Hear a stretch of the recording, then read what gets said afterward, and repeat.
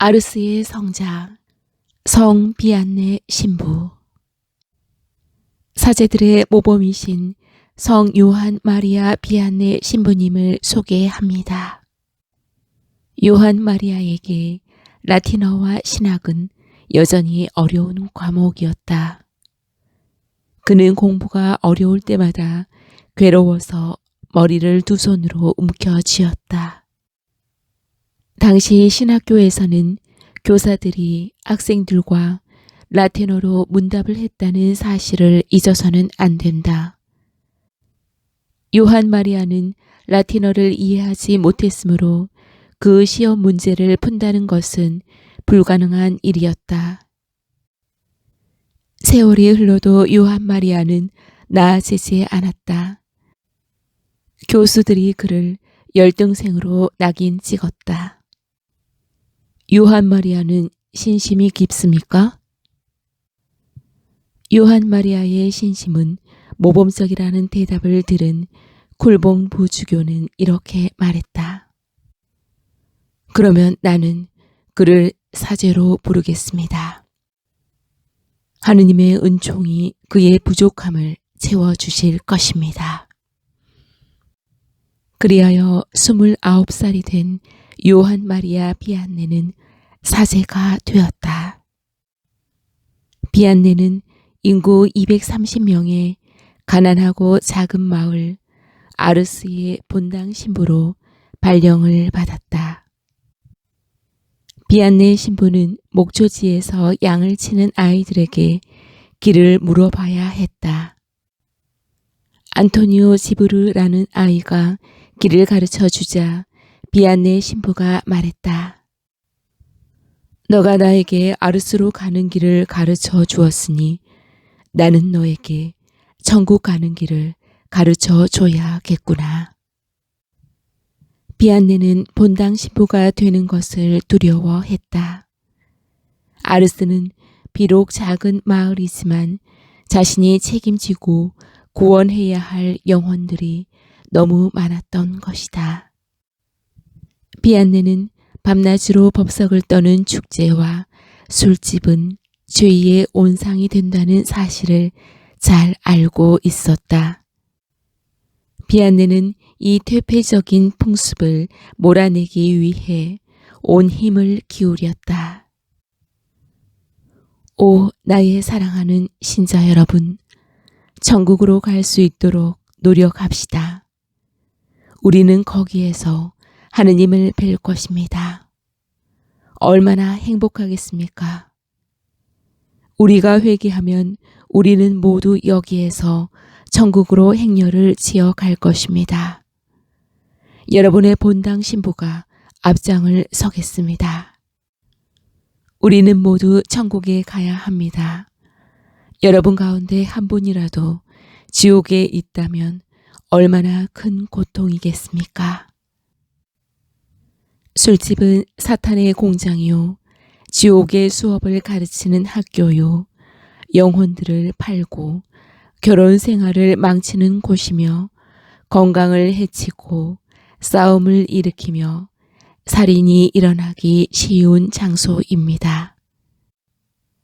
아르스의 사람들은 이제껏 그만큼 강력한 말을 들어보지 못했다. 전에 볼 수 없었던 새로운 충격이었다. 그러나 강론과 설득만으로는 충분하지 않다는 것을 안 그는 본보기를 보여주고 싶었다. 그는 자신의 고행, 극기, 단식 등의 고통을 감수했다. 비안네 신부는 저축이라는 것을 몰랐고 자기 자신을 위해서는 한 푼도 쓰지 않았다. 마귀를 혼란스럽게 만드는 것은 음식과 잠을 포기하는 것입니다. 그것보다 마귀가 더 두려워하는 것은 없습니다.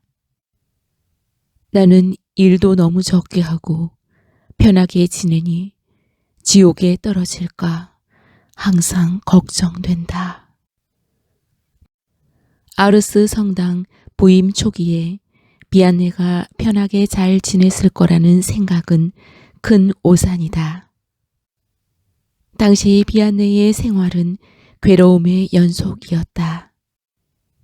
그의 사자 같은 열정과 쉼없는 활동은 때로는 반항심과 적대 행위를 불러일으켰다. 사람들은 비행과 쾌락, 무관심 등의 잘못을 지적하며 자신들을 설득하려는 이 젊은 사제를 싫어한 것이다. 다들 그가 너무 엄격하다고 비난했다. 술집 주인, 춤을 좋아하는 청년, 자유사상가, 철학자들 모두 비안네 신부를 나무랐다. 그에 대한 험담과 거짓말, 유언비어가 난무했다. 비안네는 안 받아본 모욕이라곤 하나도 없을 정도로 온갖 모욕을 다 받았고 이로 인해 고통을 당했다. 그는 이 모든 것을 참았다. 비안네는 모든 것을 하느님의 손에 맡기고 항변도 하지 않은 채 모든 고통을 당했다. 오히려 고통을 즐기기조차 했다.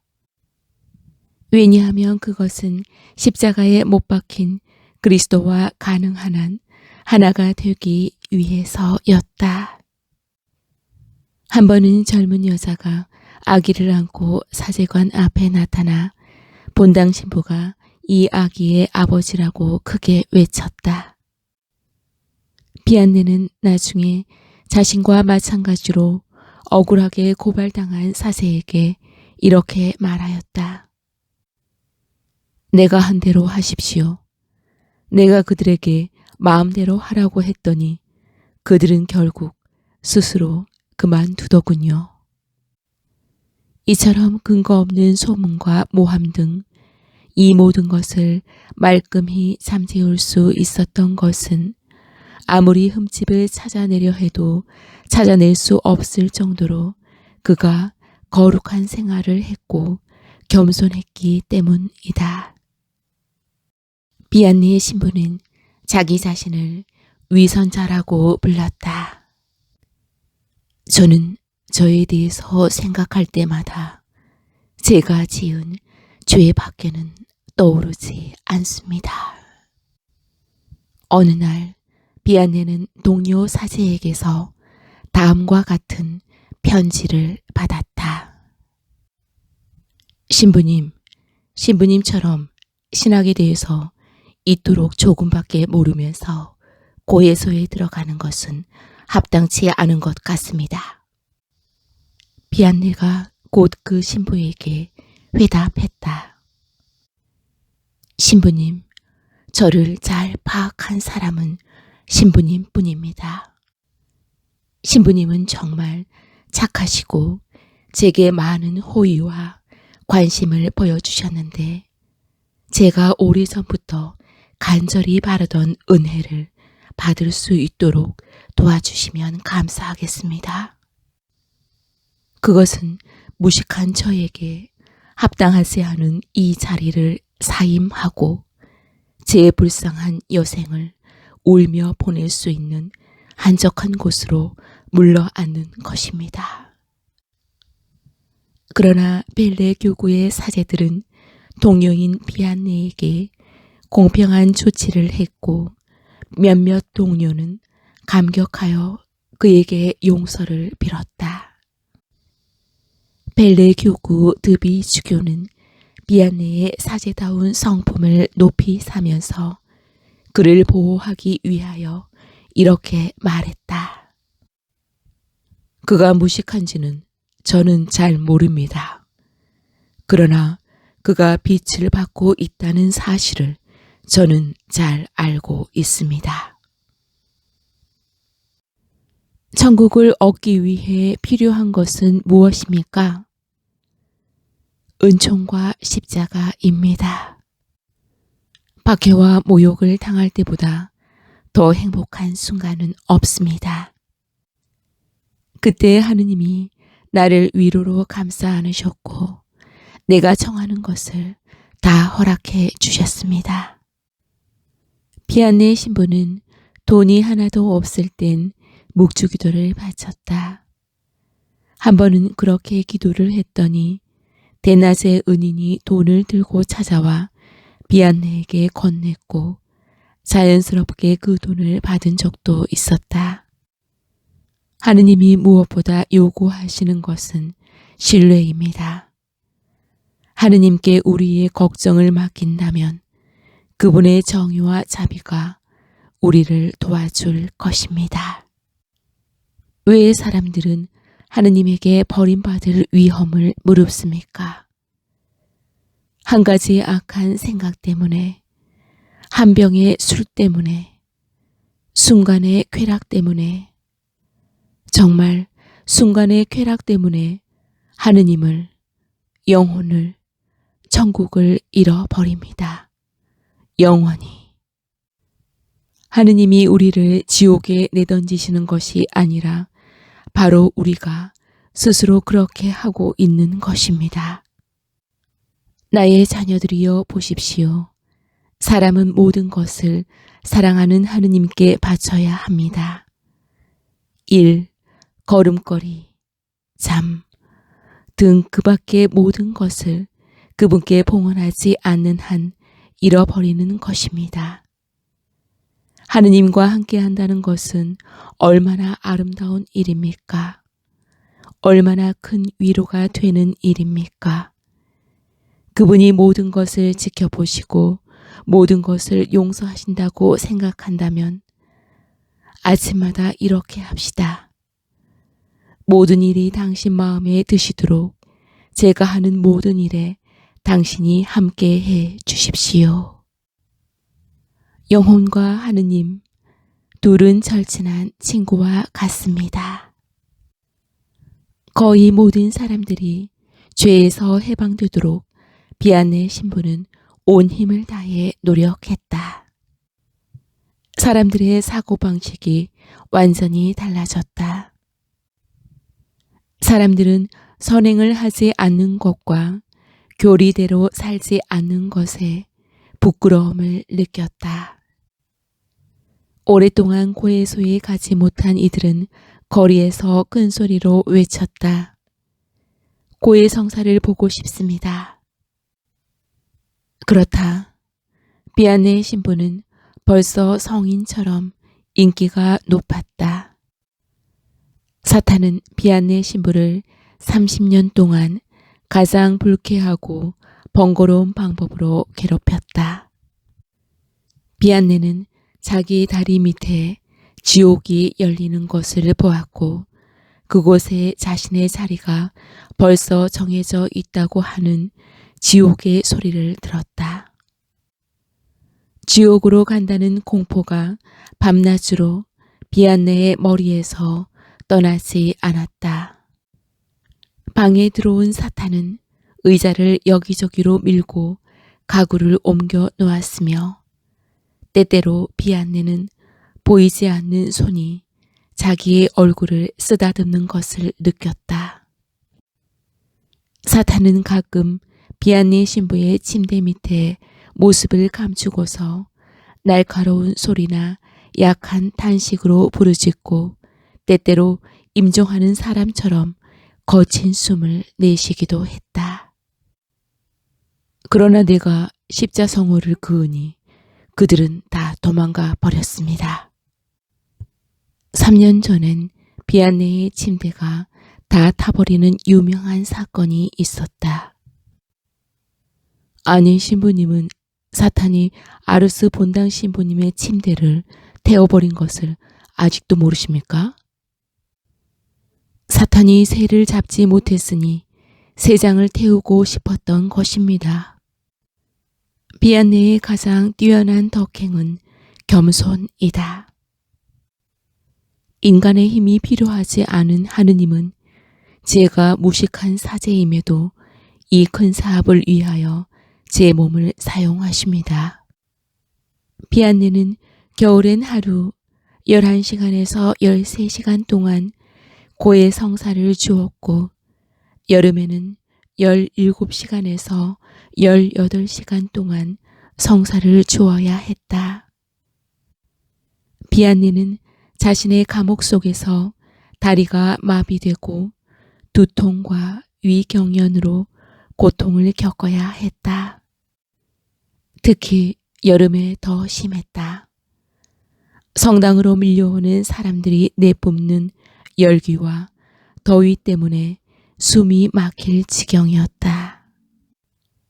아르스에 살고 있는 비안네 신부 때문에 해마다 아르스를 찾는 순례자들의 수는 10만에서 12만 명에 달했다. 대부분 모든 성인들은 사람들로부터 사랑과 미움을 동시에 받는다. 비안네는 주위 사람들에게 멸시를 당했다. 비안네가 동료 사제들에게 들은 험담, 신랄한 비난, 중상모략의 정도는 상상을 초월했다. 교구 사제들이 비안네 신부를 비난한 주된 이유는 그의 보잘것없는 외모와 무식 때문이었다. 교구 사제들은 그의 순박함을 순진한 사람들의 호의를 얻고 싶어서 한 거짓 행동으로 여기거나 그를 허풍쟁이, 선동가로 매도했다. 낡은 수단과 꿰맨 구두, 거지도 쓰지 않을 정도로 오래된 모자는 왜 바꾸지 않는가? 그의 이런 행색은 위선이며 사람들의 관심을 끌기 위한 하나의 수단이라고 말하는 이들도 있었다. 비안네 신부는 물론 학자는 아니지만 무식한 사람도 아니다. 그는 성인전을 철저히 알고 있었고 강론과 교리 시간에 이 지식을 놀라운 기주로 활용했다. 그는 책을 계속 읽었고 꾸준히 노력해서 자신의 부족한 신학 지식을 채워 나갔다. 그가 비상할 정도로 영적이고 이성적인 것으로 봐서 이 지식은 탁월했다. 미사를 드리는 것이 얼마만큼의 행복인지 천국에서만 이해할 수 있을 것입니다.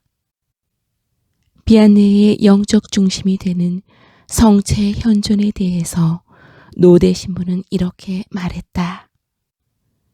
그의 영혼을 자기의 가장 깊은 갈망의 마지막 목적인 삼위일체로 인도하기 위하여 비안네는 성체 안에 계시는 주님의 발 아래 서 있습니다.